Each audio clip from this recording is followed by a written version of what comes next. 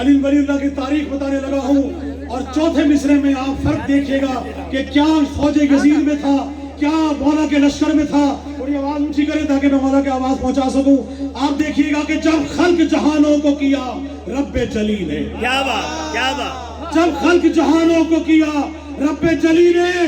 اس وقت جہاں میں تھا علی ولی اللہ۔ جب خلق جہانوں کو کیا رب جلی نے، اس وقت جہاں میں تھا علی ولی اللہ، اور تھا فوج یزیدی میں فقط اللہ اکبر۔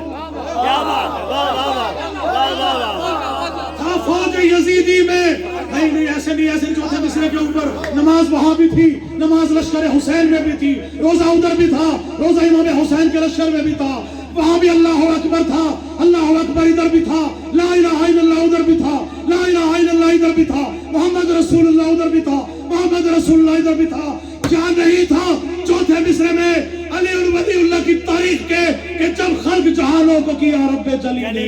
اس وقت جہاں میں تھا علی ولی اللہ، اور تھا فوج